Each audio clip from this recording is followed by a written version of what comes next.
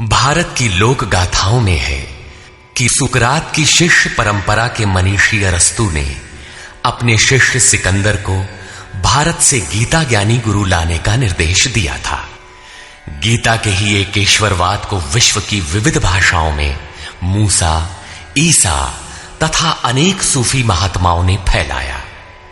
भाषांतर होने से ये पृथक पृथक प्रतीत होते हैं, किंतु सिद्धांत गीता के ही है। अतः गीता मानव मात्र का अतर्क्य धर्मशास्त्र है। गीता का आशय यथार्थ गीता के रूप में प्रस्तुत कर स्वामी श्री अड़गड़ानंद जी महाराज ने मानव मात्र को एक अमूल्य निधि दी है, जिसका कैसेट रूपांतर श्री जीतन भाई के सौजन्य से हुआ है। गीता के दसियों हजार अनुवादों के बीच दैदीप्यमान इस व्याख्या के आलोक में आप सब परम श्रेय के साधक बने।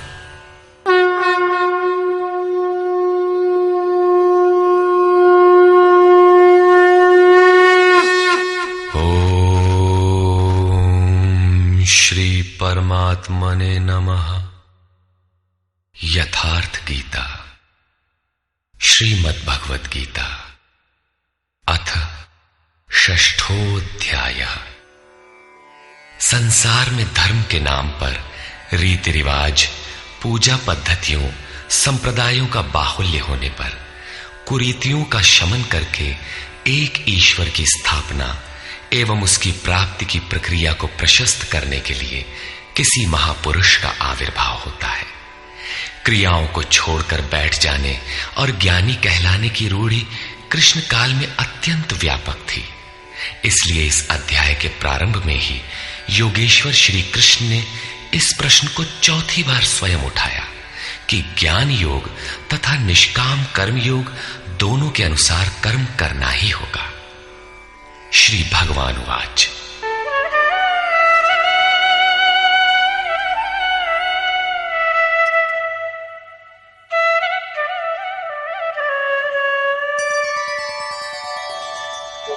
अनाश्रितः कर्मफलम् कार्यं कर्म करोति यः स सन्न्यासी च योगी च न निरग्निर्न चाक्रियः। श्री कृष्ण महाराज बोले, अर्जुन, कर्म फल के आश्रय से रहित होकर अर्थात कर्म करते समय किसी प्रकार की कामना न रखते हुए जो कार्यम कर्म करने योग्य प्रक्रिया विशेष को करता है, वही सन्यासी है, वही योगी है। केवल अग्नि को त्यागने वाला तथा केवल क्रिया को त्यागने वाला न सन्यासी है न योगी।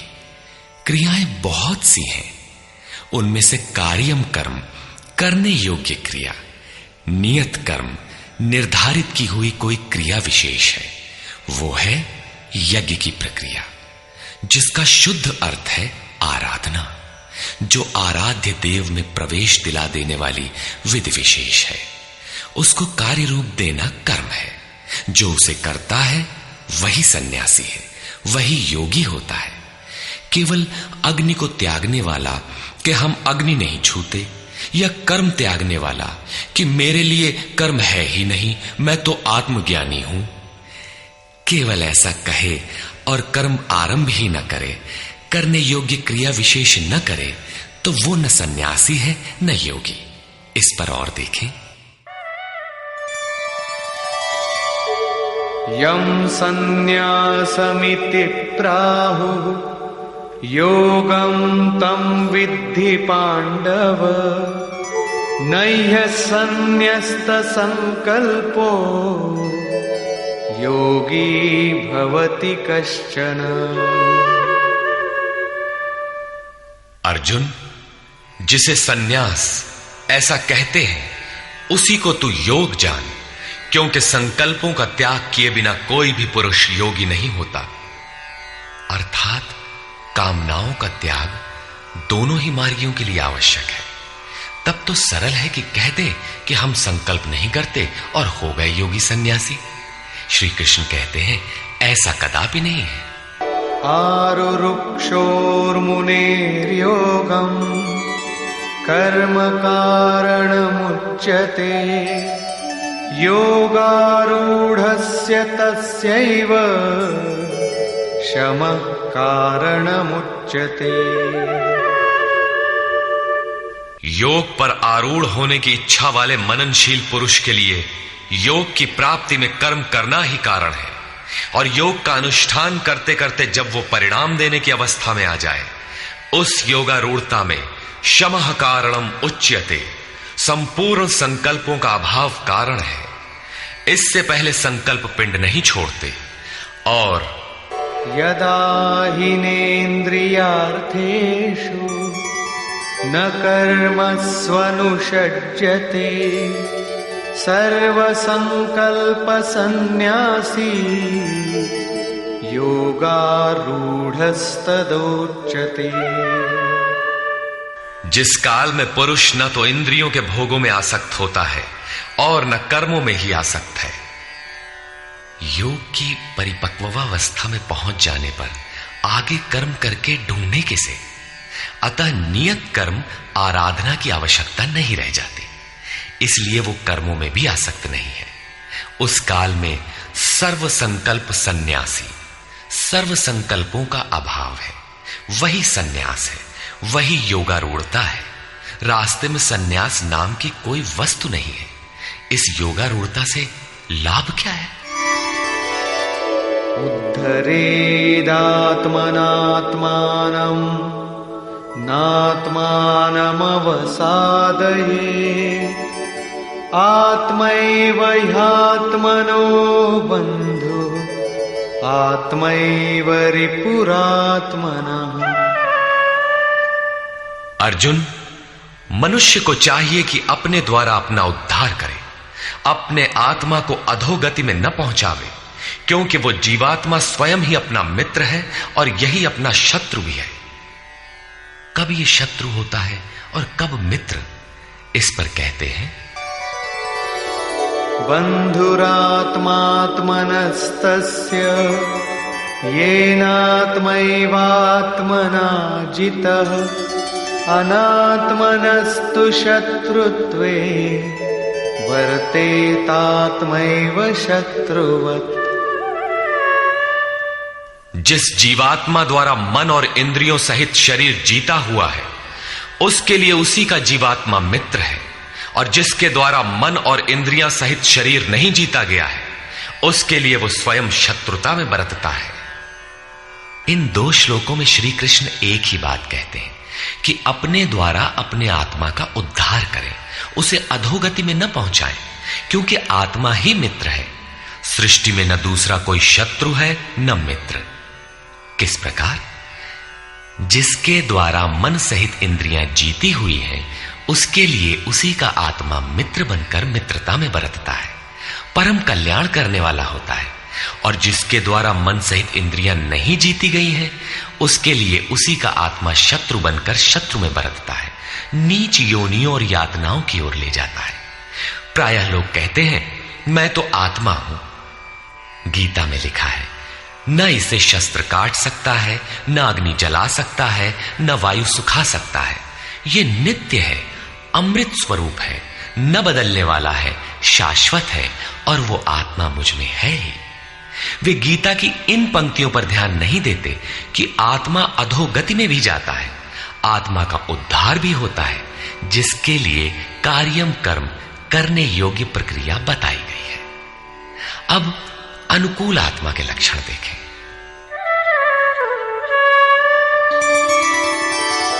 जितात्मनः प्रशान्तस्य परमात्मा समाहितः शीतोष्णसुखदुःखेषु तथा मानापमानयोः।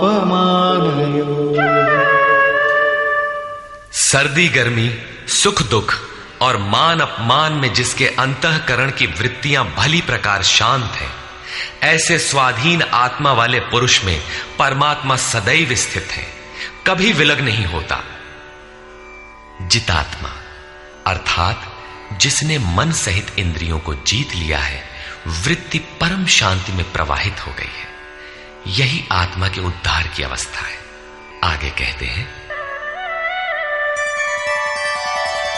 ज्ञान विज्ञान तृप्तात्मा कूटस्थो विजितेन्द्रियः युक्त इत्युच्यते योगी समलोष्टाश्मकाञ्चनः। जिसका अंतःकरण ज्ञान विज्ञान से तृप्त है, जिसकी स्थिति अचल स्थिर और विकार रहित है, जिसने इंद्रियों को विशेष रूप से जीत लिया है, जिसकी दृष्टि में मिट्टी, पत्थर और सुवर्ण एक समान है, ऐसा योगी युक्त कहा जाता है। युक्त का अर्थ है योग से संयुक्त। ये योग की पराकाष्ठा है, जिसे योगेश्वर 5वें अध्याय में श्लोक 7 से 12 तक अभिचित्रित कराए हैं। परम तत्व परमात्मा का साक्षात्कार और उसके साथ होने वाली जानकारी ज्ञान है। 1 इंच भी इष्ट से दूरी है, जानने की इच्छा बनी है, तब तक वो अज्ञानी है।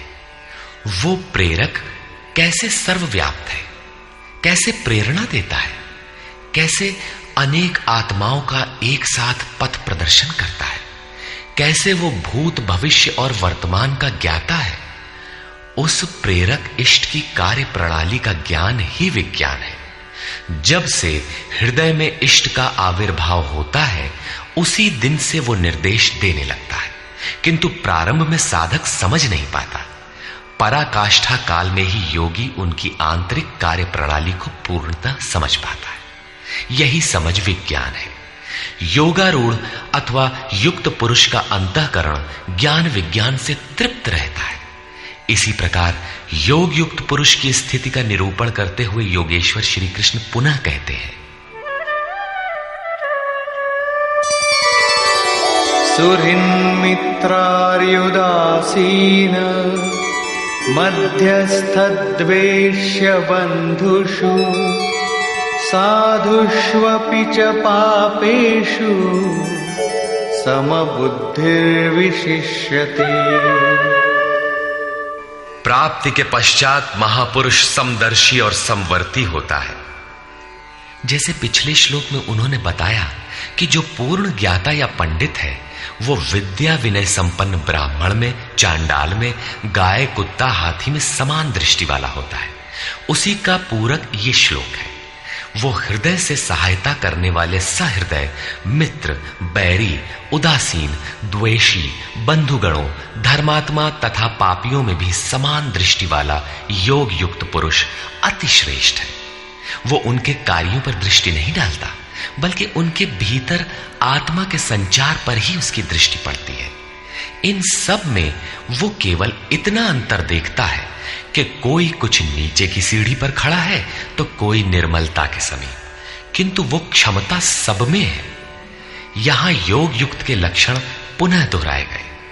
कोई योग युक्त कैसे बनता है, वो कैसे यज्ञ करता है, यज्ञ स्थली कैसी हो, आसन कैसा हो, उस समय कैसे बैठा जाए, कर्ता के द्वारा पालन किए जाने वाले नियम, आहार विहार, सोने जागने का संयम तथा कर्म पर कैसी चेष्टा हो, इत्यादि बिंदुओं पर योगेश्वर श्री कृष्ण ने अगले 5 श्लोकों में प्रकाश डाला, जिससे आप भी उस यज्ञ को संपन्न कर सके।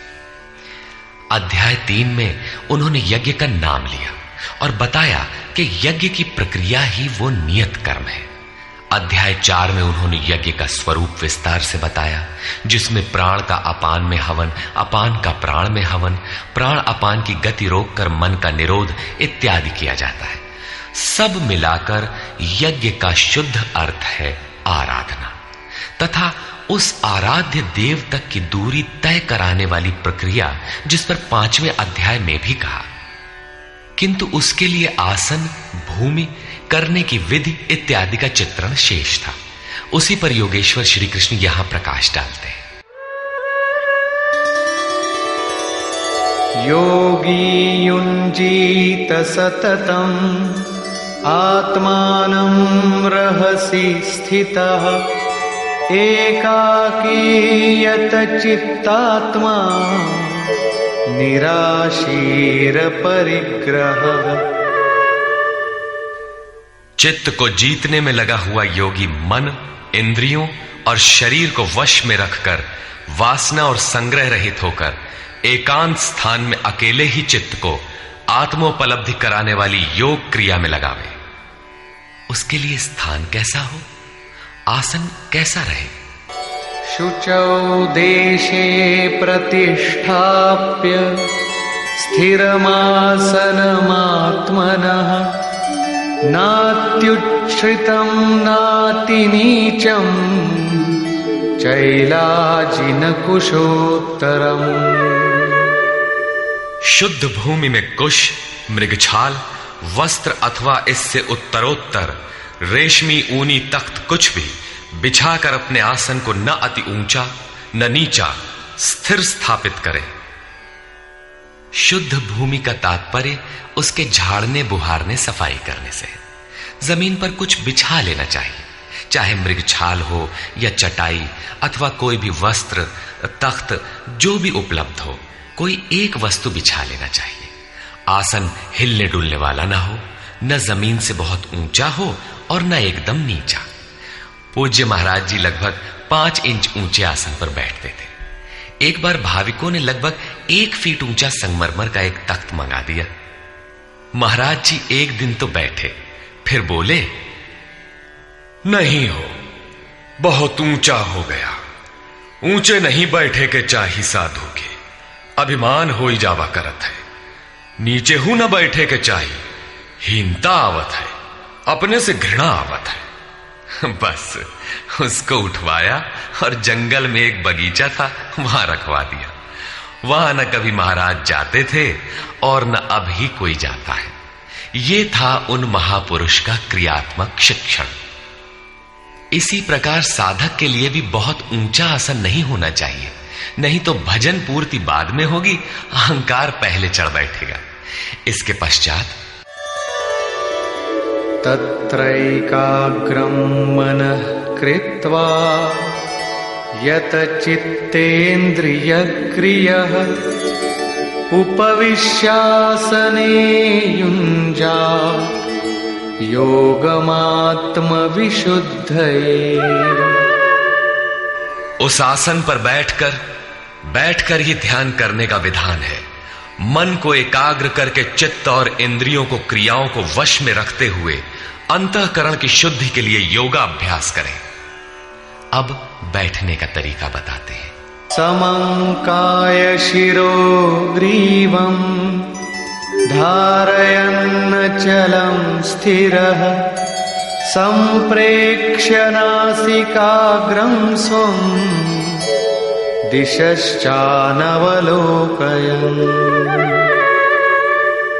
शरीर, गर्दन और सिर को सीधा, अचल, स्थिर करके जैसे कोई पटरी खड़ी कर दी गई हो, इस प्रकार सीधा दृढ़ होकर बैठ जाए और अपनी नासिका के अग्रभाग को देखकर, नासिका की नोक देखते रहने का निर्देश नहीं है, बल्कि सीधे बैठने पर नाक के सामने जहां दृष्टि पड़ती है वहां दृष्टि रहे। दाहिने बाएं देखते रहने की चंचलता न रहे। अन्य दिशाओं को न देखता हुआ स्थिर होकर बैठे और प्रशांतात्मा विगतभिः ब्रह्मचारि व्रते स्थितः मनः संयम्य मच्चित्तो युक्त आसीत मत्परः। ब्रह्मचर्य व्रत में स्थित होकर। प्रायः लोग कहते हैं कि जननेंद्रिय का संयम ब्रह्मचर्य है, किंतु महापुरुषों की अनुभूति है कि मन से विषयों का स्मरण करके, आंखों से वैसे दृश्य देखकर, त्वचा से स्पर्श कर, कानों से विषयोत्तेजक शब्द सुनकर जननेंद्रिय संयम संभव नहीं है। ब्रह्मचारी का वास्तविक अर्थ है ब्रह्म आचरति स ब्रह्मचारी। ब्रह्म का आचरण है नियत कर्म, यज्ञ की प्रक्रिया, जिसे करने वाले यान्ति ब्रह्म सनातनम, सनातन ब्रह्म में प्रवेश पा जाते हैं। इसे करते समय स्पर्शान कृत्वा बहिर्बाह्यान, बाहर के स्पर्श, मन और सभी इंद्रियों के स्पर्श बाहर ही त्याग कर चित्त को ब्रह्म चिंतन में, श्वास प्रश्वास में ध्यान में लगाना है। मन ब्रह्म में लगा है तो बाह्य स्मरण कौन करे? यदि बाह्य स्मरण होता है तो अभी मन लगा कहां? विकार शरीर पर नहीं, मन की तरंगों में रहता है। मन ब्रह्माचरण में लगा है तो जननेन्द्रिय संयम ही नहीं, सकलेंद्रिय संयम तक स्वाभाविक हो जाता है। अतः ब्रह्म के आचरण में स्थित रहकर भय रहित और अच्छी प्रकार शांत अंतःकरण वाला मन को संयत रखते हुए मुझ में लगे हुए चित्त से युक्त मेरे परायण होकर स्थित हो। ऐसा करने का परिणाम क्या होगा?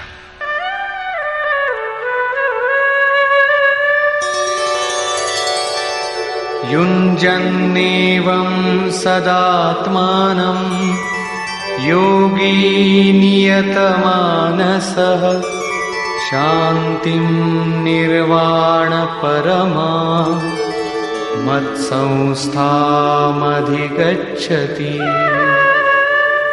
इस प्रकार अपने आप को निरंतर उसी चिंतन में लगाता हुआ संयत मन वाला योगी मेरे में स्थिति रूपी पराकाष्ठा वाली शांति को प्राप्त होता है। इसलिए अपने को निरंतर कर्म में लगाए। यहां यह प्रश्न पूर्ण प्राय है। अगले 2 श्लोकों में वे बताते हैं कि परमानंद वाली शांति के लिए शारीरिक संयम, युक्ताहार, विहार भी आवश्यक है। नात्यश्नतस्तु योगोऽस्ति न चैकान्तमनश्नतः न चाति स्वप्नशीलस्य जाग्रतो नैव चार्जुन। अर्जुन, ये योग न तो बहुत खाने वाले का सिद्ध होता है और न बिल्कुल न खाने वाले का सिद्ध होता है, न अत्यंत सोने वाले का और न अत्यंत जागने वाले का ही सिद्ध होता है। तब किसका सिद्ध होता है? युक्ताहार विहारस्य युक्तचेष्टस्य कर्मसु युक्तस्वप्नावबोधस्य योगो भवति दुःखः। दुखों का नाश करने वाला ये योग उचित आहार विहार, कर्मों में उपयुक्त चेष्टा और संतुलित शयन जागरण करने वाले का ही पूर्ण होता है। अधिक भोजन करने से आलस्य, निद्रा और प्रमाद घेरेंगे, तब साधना नहीं होगी। भोजन छोड़ देने से इंद्रियां क्षीण हो जाएंगी, अचल स्थिर बैठने की क्षमता नहीं रहेगी। पूज्य महाराज जी कहते थे कि खुराक से 1.5-2 रोटी कम खाना चाहिए। विहार अर्थात साधन के अनुकूल विचरण, कुछ परिश्रम भी करते रहना चाहिए। कोई कार्य ढूंढ लेना चाहिए, अन्यथा रक्त संचार शिथिल पड़ जाएगा, रोग घेर लेंगे।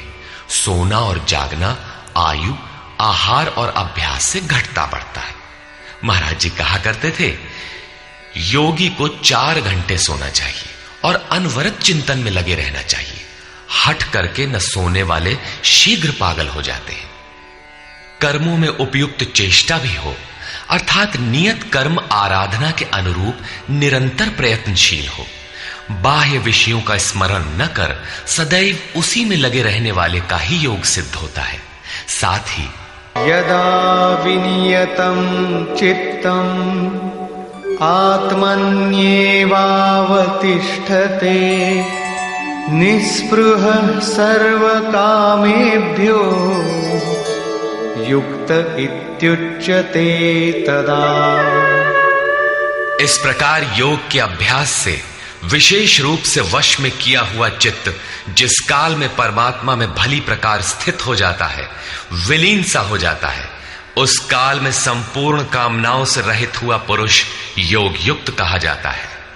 अब विशेष जीते हुए चित्त के लक्षण क्या है? यथा दीपो निवातस्थो नेङ्गते सोपमा स्मृता योगिनो यतचित्तस्य युञ्जतो योगमात्मनः। जिस प्रकार वायु रहित स्थान में रखा गया दीपक चलायमान नहीं होता, लौ सीधे ऊपर जाती है, उसमें कंपन नहीं होता। यही उपमा परमात्मा के ध्यान में लगे हुए योगी के जीते हुए चित्त की दी गई है। दीपक तो उदाहरण मात्र है। आजकल दीपक का प्रचलन शिथिल पड़ रहा है। अगरबत्ती ही जलाने पर धुआं सीधे ऊपर जाता है, यदि वायु में वेग न हो। यह योगी के जीते हुए चित्त का एक उदाहरण मात्र है। अभी चित्त भले ही जीता गया है, निरोध हो गया है, किंतु अभी चित्त है। जब निरुद्ध चित्त का भी विलय हो जाता है, तब कौन सी विभूति मिलती है, देखें। यत्रो परमते चित्तम निरुद्धं योग सेवया यत्र चैवात्मनात्मानं पश्यन्नात्मनि तुष्यति। जिस अवस्था में योग के अभ्यास से बिना अभ्यास के कभी निरोध नहीं होगा, अतः योग अभ्यास से निरुद्ध हुआ चित्त भी उपराम हो जाता है, विलय हो जाता है, मिट जाता है। उस अवस्था में आत्मना, अपनी आत्मा के द्वारा, आत्मानम, परमात्मा को देखता हुआ, आत्मनि एव, अपने आत्मा में ही संतुष्ट अपनी ही आत्मा से होता है। क्योंकि प्राप्ति काल में तो परमात्मा का साक्षात्कार होता है, किंतु दूसरे ही क्षण वो अपने ही आत्मा को उन शाश्वत ईश्वरीय विभूतियों से ओतप्रोत पाता है। ब्रह्म अजर, अमर, शाश्वत, अव्यक्त और अमृत स्वरूप है, तो इधर आत्मा भी अजर, अमर, शाश्वत, अव्यक्त और अमृत स्वरूप है तो, किंतु अचिंत्य भी है। जब तक चित्त और चित्त की लहर है, तब तक वो आपके उपभोग के लिए नहीं है। चित्त का निरोध और निरुद्ध चित्त के विलय काल में परमात्मा का साक्षात्कार होता है, और दर्शन के ठीक दूसरे क्षण उन्हीं ईश्वरीय गुण धर्मों से युक्त ही अपने आत्मा को पाता है। इसलिए वो अपने ही आत्मा में संतुष्ट होता है। यही उसका स्वरूप है, यही पराकाष्ठा है। इसी का पूरक अगला श्लोक देखें।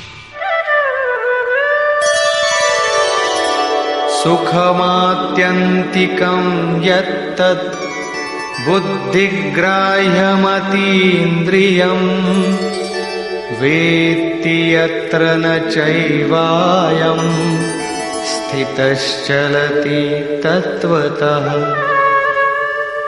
तथा इंद्रियों से अतीत, केवल शुद्ध हुई सूक्ष्म बुद्धि द्वारा ग्रहण करने योग्य जो अनंत आनंद है, उसको जिस अवस्था में अनुभव करता है और जिस अवस्था में स्थित हुआ योगी भगवत स्वरूप को तत्व से जानकर चलायमान नहीं होता, सदैव उसी में प्रतिष्ठित रहता है।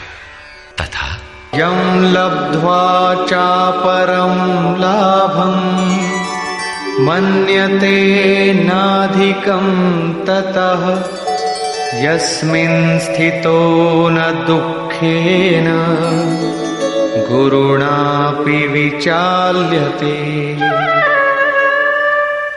परमेश्वर की प्राप्ति रूप जिस लाभ को, पराकाष्ठा की शांति को प्राप्त कर उससे अधिक दूसरा कुछ भी लाभ नहीं मानता, और भगवत प्राप्ति रूप जिस अवस्था में स्थित हुआ योगी बड़े भारी दुख से भी चलायमान नहीं होता, दुख का उसे भान भी नहीं होता, क्योंकि भान करने वाला चित्त तो मिट गया। इस प्रकार तम विद्या दुख संयोग वियोगम योग संगीतम सनिश्चयेन योक्तव्यो योगो निर्विण्ण चेतसा। जो संसार के संयोग और वियोग से रहित है, उसी का नाम योग है। जो आत्यंतिक सुख है, उसके मिलन का नाम योग है। जिसे परम तत्व परमात्मा कहते हैं, उसके मिलन का नाम योग है। वो योग न उकताए हुए चित्त से निश्चय पूर्वक करना कर्तव्य है। धैर्य पूर्वक लगा रहने वाला ही योग में सफल होता है।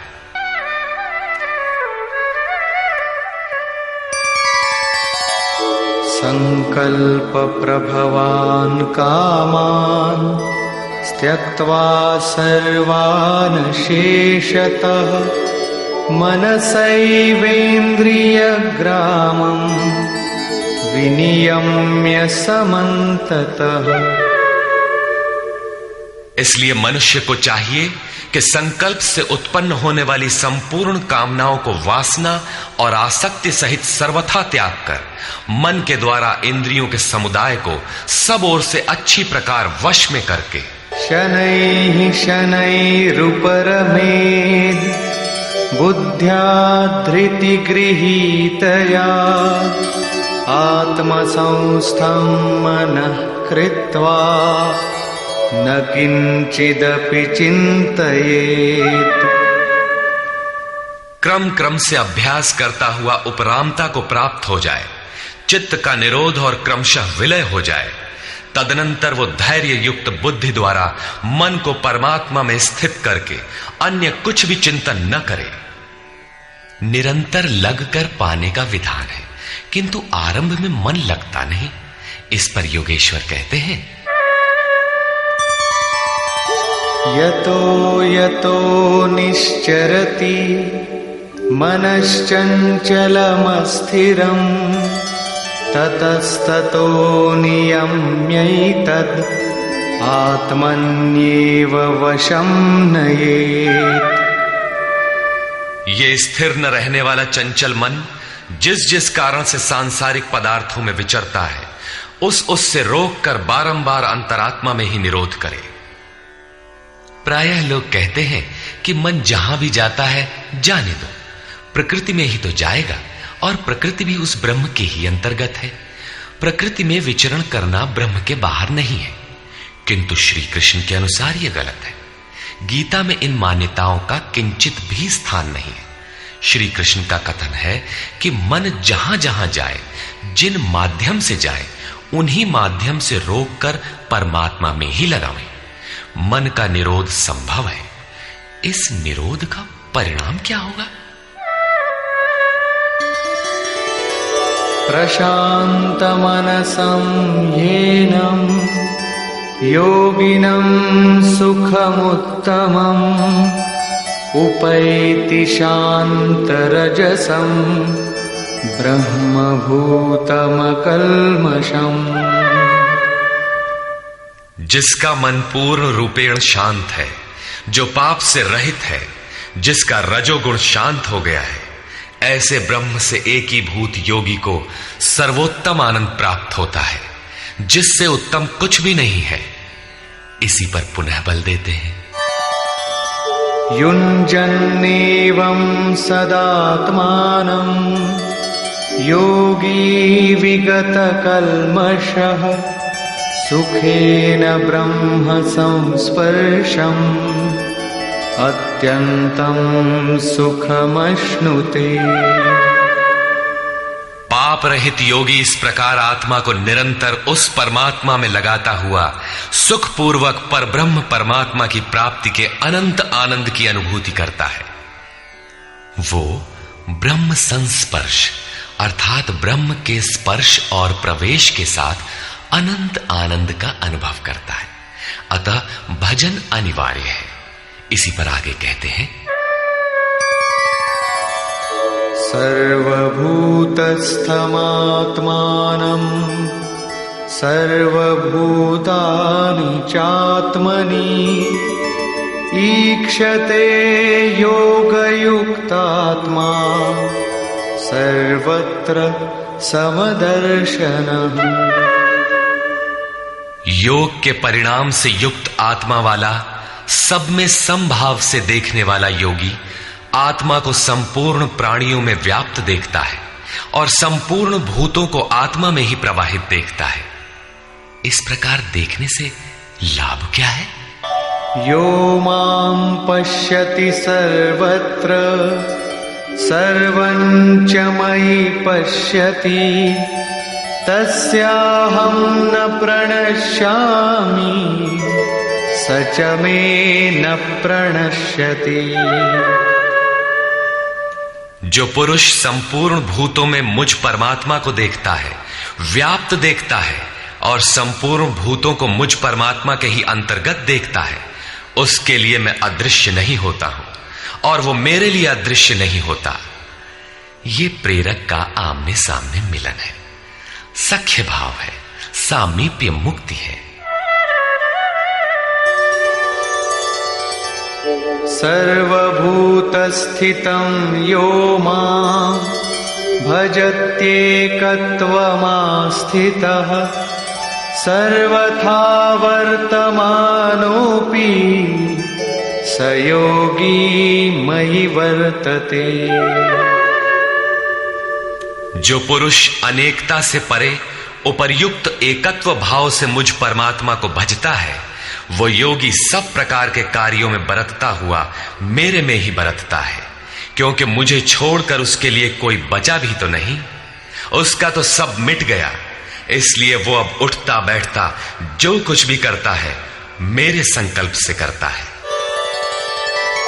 आत्मौपम्येन सर्वत्र समं पश्यति योऽर्जुन सुखं वा यदि वा दुःखं स योगी परमो मतः। हे अर्जुन, जो योगी अपने ही समान संपूर्ण भूतों में सम देखता है, अपने जैसा देखता है, सुख और दुख भी सब में समान देखता है, वो योगी जिसका भेदभाव समाप्त हो गया है, परम श्रेष्ठ माना गया है। प्रश्न पूरा हुआ। इस पर अर्जुन ने प्रश्न किया। अर्जुन उवाच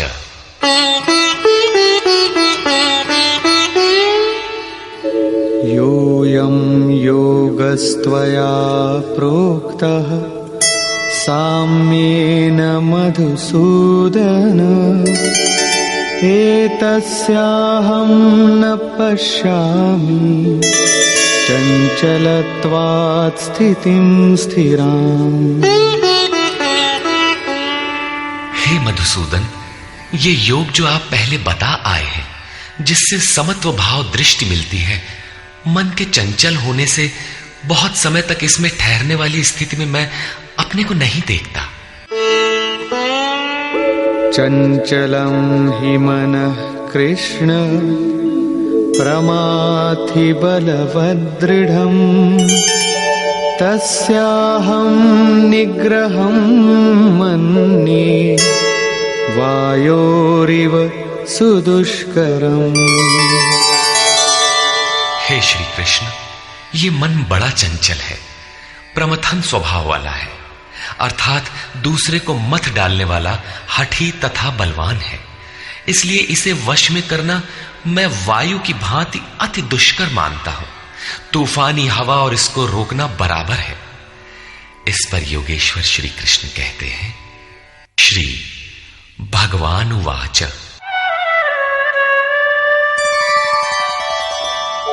असंशयं महाबाहो मनो दुर्निग्रहं चलम् अभ्यासेन तु कौन्तेय वैराग्येण च गृह्यते।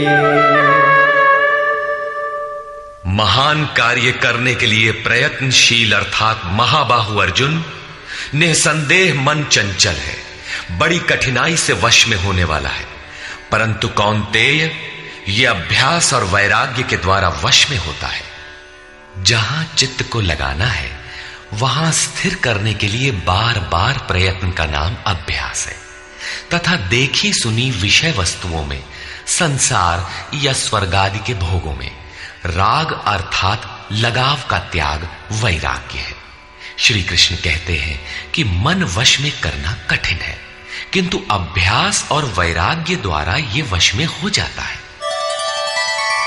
असंयतात्मना योगो दुष्प्राप इति मे मतिः वश्यात्मना तु यतता शक्यो वाप्तुमुपायतः।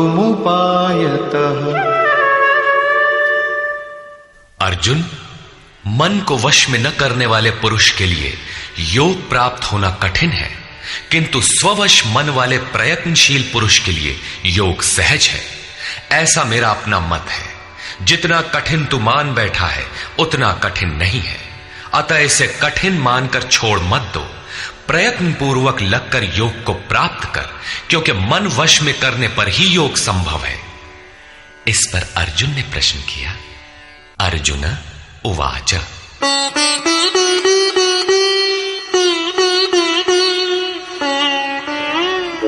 अयति श्रद्धयोपेतो योगाच्चलितमानसः अप्राप्य योगसंसिद्धिं कां गतिं कृष्ण गच्छति। योग करते करते यदि किसी का मन चलायमान हो जाए, यद्यपि अभी योग में उसको श्रद्धा है ही, तो ऐसा पुरुष भगवत सिद्धि को प्राप्त न होकर किस गति को पाता है? कच्चिन्नो भय विभ्रष्टः छिन्नाभ्रमिव नश्यति अप्रतिष्ठो महाबाहो विमूढ़ो ब्रह्मणः पथि। महाबाहु श्री कृष्ण, भगवत प्राप्ति के मार्ग से विचलित हुआ वो मोहित पुरुष छिन्न भिन्न बादल की भांति दोनों ओर से नष्ट भ्रष्ट तो नहीं होता। छोटी सी बदली आकाश में छाए तो वो न बरस पाती है, न लौटकर मेघों से ही मिल पाती है, बल्कि हवा के झोंकों से देखते देखते नष्ट प्राय हो जाती है। उसी प्रकार शिथिल प्रयत्न वाला, कुछ काल तक साधन करके स्थगित करने वाला नष्ट तो नहीं हो जाता। वो न आप में प्रवेश कर सका और न भोग ही भोग पाया, उसकी कौन सी गति होती है?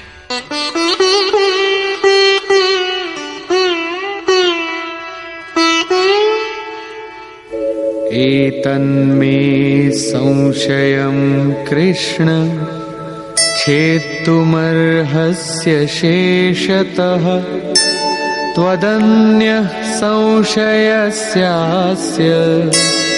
छेत्ता न ह्युपपद्यते। हे श्री कृष्ण, मेरे इस संशय को संपूर्णता से मिटाने के लिए आप ही सक्षम हैं।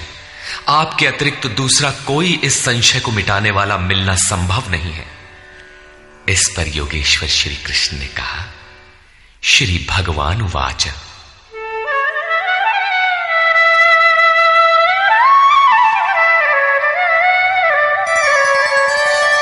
पार्थ नैवेह नामुत्र विनाशस्तस्य विद्यते न हि कल्याणकृत् कश्चित् दुर्गतिं तात गच्छति।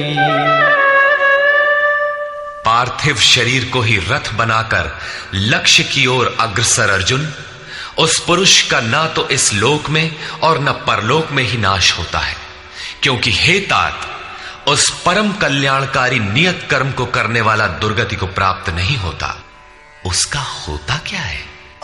प्राप्य पुण्यकृतान् लोकान् उषित्वा शाश्वती समाः शुचीनां श्रीमतां गेहे योगभ्रष्टोऽभिजायते। मन चलायमान होने से योग भ्रष्ट हुआ वो पुरुष पुण्यवानों के लोकों में वासनाओं को भोग कर, जिन वासनाओं को लेकर वो योग भ्रष्ट हुआ था, भगवान उसे थोड़े में सब दिखा सुना देते हैं। उन्हें भोग कर वो शुचि नाम श्रीमताम, शुद्ध आचरण वाले श्रीमान पुरुषों के घर में जन्म लेता है। जो शुद्ध आचरण वाले हैं वही श्रीमान है। अथवा योगिनामेव कुले भवति धीमताम् एतद्धि दुर्लभतरम् लोके जन्म यदीदृशम्। अथवा वहां जन्म न मिलने पर भी स्थिर बुद्धि योगियों के कुल में वो प्रवेश पा जाता है। श्रीमानों के घर में पवित्र संस्कार बचपन से ही मिलने लगते हैं, किंतु वहां जन्म न हो पाने पर वो योगियों के कुल में, घर में नहीं, शिष्य परंपरा में प्रवेश पा जाता है। कबीर, तुलसी, रैदास, वाल्मीकि इत्यादि को शुद्ध आचरण और श्रीमानों का घर नहीं, योगियों के कुल में प्रवेश मिला। सद्गुरु के कुल में संस्कारों का परिवर्तन भी एक जन्म है, और ऐसा जन्म संसार में निसंदेह अति दुर्लभ है। योगियों के यहां जन्म का अर्थ उनके शरीर से पुत्र रूप में उत्पन्न होना नहीं है। गृह त्याग से पूर्व पैदा होने वाले लड़के मोहवश महापुरुष को भी भले ही पिता मानते रहे, किंतु महापुरुष के लिए घर वालों के नाम पर कोई नहीं होता। जो शिष्य उनकी मर्यादाओं का अनुष्ठान करते हैं, उनका महत्व लड़कों से कई गुना अधिक मानते हैं, वही उनके सच्चे पुत्र हैं। जो योग के संस्कारों से युक्त नहीं है, उन्हें महापुरुष नहीं अपनाते। पूज्य महाराज जी यदि साधु बनाते तो हजारों विरक्त उनके शिष्य होते, किंतु उन्होंने किसी को किराया भाड़ा देकर, किसी के घर सूचना भेजकर, पत्र भेजकर, समझा बुझाकर सबको उनके घर लौटा दिया। बहुत लोग हठ करने लगे तो उन्हें अपशकुन हो, भीतर से मना हो कि इसमें साधु बनने के एक भी लक्षण नहीं है, इसे रखने में भलाई नहीं है, ये पार नहीं होगा। निराश होकर दो एक ने पहाड़ से गिरकर अपनी जान भी दे दी, किंतु महाराज जी ने उन्हें अपने यहां नहीं रखा। बाद में पता चलने पर बोले, जानत रहूं कि बड़ा विकल है, लेकिन ये सोचते है कि सचहूं के मरी जाए तो रख ही लेते, एक ठो पतितय राहत और का हो। ममत्व उनमें भी विकट था, फिर भी नहीं रखा। 6-7 को जिनके लिए आदेश हुआ था कि आज एक योग भ्रष्ट आ रहा है, जन्म जन्म से भटका हुआ चला आ रहा है, इस नाम और इस रूप का कोई आने वाला है, उसे रखो, ब्रह्म विद्या का उपदेश करो, उसे आगे बढ़ाओ। केवल उन्हीं को रखा। आज भी उनमें से एक महापुरुष धार कुंडी में बैठे हैं, एक अनसुईया में है, 2-3 अन्यत्र भी हैं। उन्हें सद्गुरु के कुल में प्रवेश मिला। ऐसे महापुरुषों को पा जाना अति दुर्लभ है।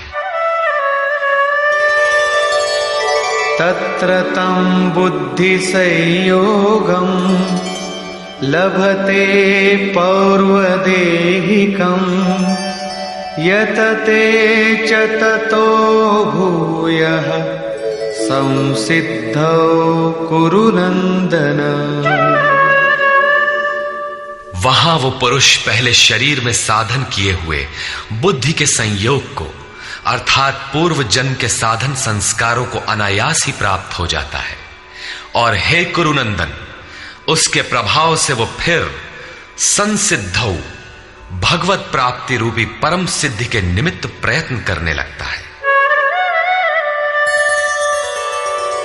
पूर्वाभ्यासेन तेनैव ह्रियते ह्यवशोऽपि सः जिज्ञासुरपि योगस्य शब्द ब्रह्माति वर्तते।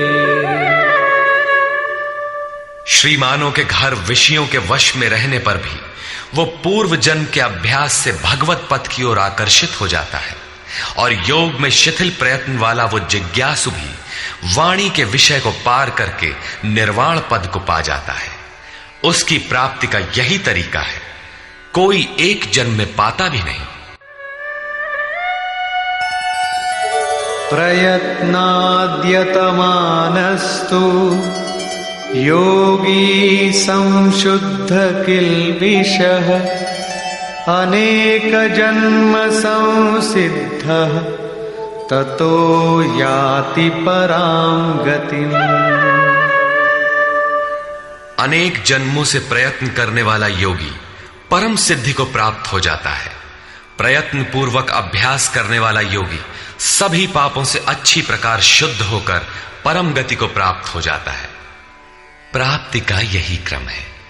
पहले शिथिल प्रयत्न से यह योग आरंभ होता है, मन चलायमान होने पर जन्म लेता है, सद्गुरु के कुल में प्रवेश पाता है और प्रत्येक जन्म में अभ्यास करते हुए वहीं पहुंच जाता है जिसका नाम परम गति, परम धाम है। योगेश्वर श्री कृष्ण ने कहा था कि इस योग में बीज का नाश नहीं होता। आप 2 कदम चल भर दें, उस साधन का कभी नाश नहीं होता। हर परिस्थिति में रहते हुए पुरुष ऐसा कर सकता है, कारण कि थोड़ा साधन तो परिस्थितियों में घिरने वाला व्यक्ति ही कर पाता है, क्योंकि उसके पास समय नहीं है। आप काले हो, गोरे हो अथवा कहीं के हो, गीता सबके लिए है, आपके लिए भी है, बशर्ते आप मनुष्य हो। उत्कट प्रयत्न वाला चाहे जो हो, किंतु शिथिल प्रयत्न वाला गृहस्थ ही होता है। गीता गृहस्थ, विरक्त, शिक्षित, अशिक्षित, सर्वसाधारण मनुष्य मात्र के लिए है, किसी साधु नामक विचित्र प्राणी के लिए ही नहीं। अंत में योगेश्वर श्री कृष्ण निर्णय देते हैं,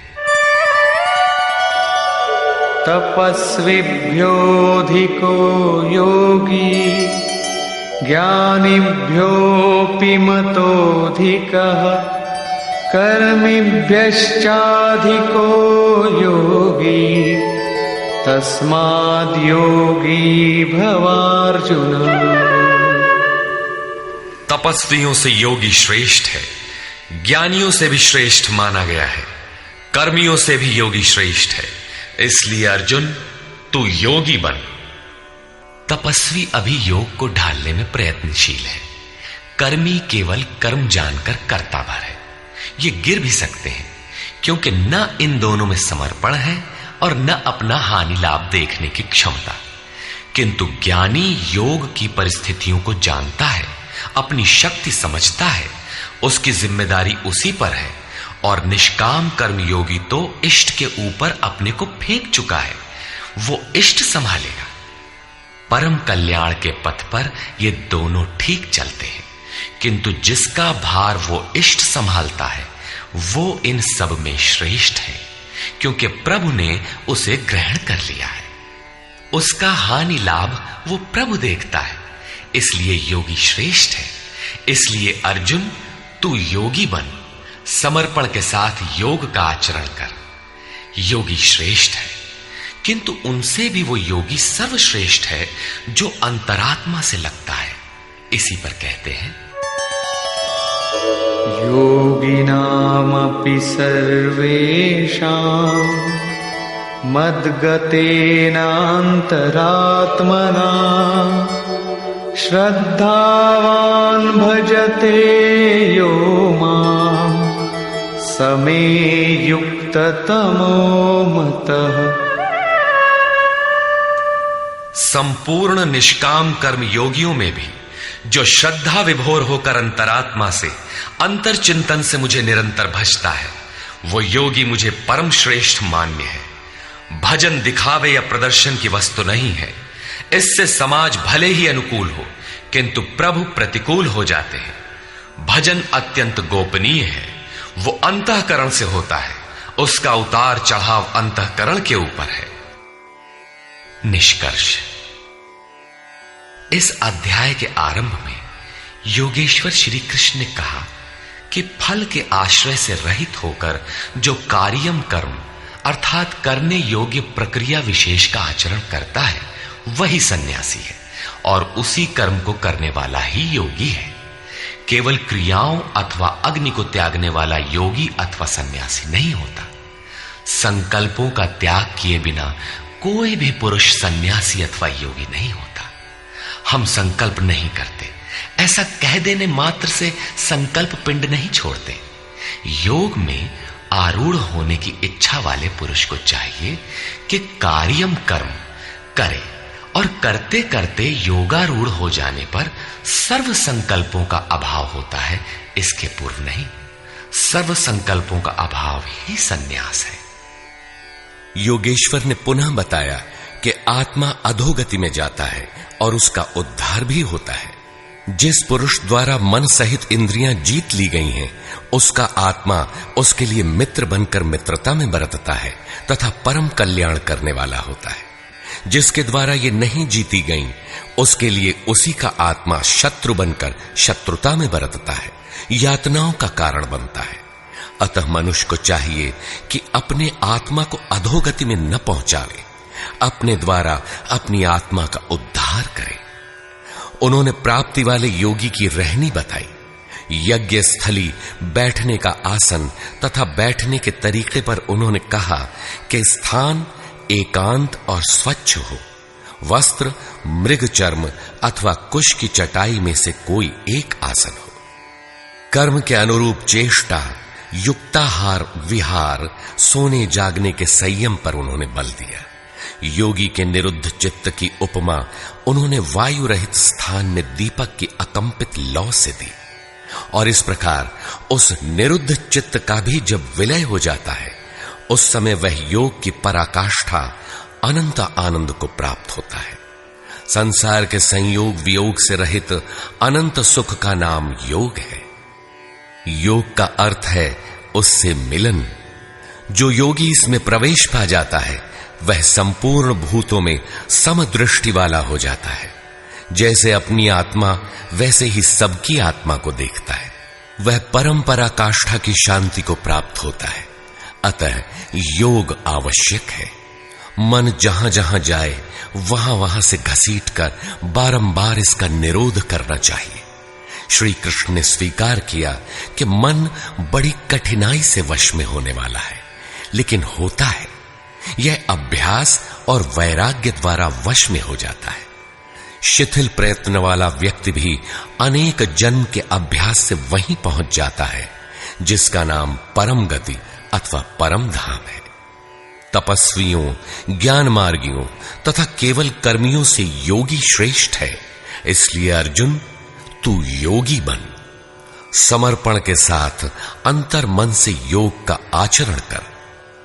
प्रस्तुत अध्याय में योगेश्वर श्री कृष्ण ने प्रमुख रूप से योग की प्राप्ति के लिए अभ्यास पर बल दिया है। अतः ओम तत्सदिति श्रीमद् भगवद गीता सूपनिषत्सु ब्रह्म विद्यायाम योग शास्त्रे श्री कृष्णा अर्जुन संवादे अभ्यास योगो नाम षष्ठोऽध्यायः। इस प्रकार स्वामी अड़गड़ानंद कृत श्रीमद् भगवद गीता के भाष्य यथार्थ गीता का छठा अध्याय पूर्ण होता है। हरि ओम तत्सत।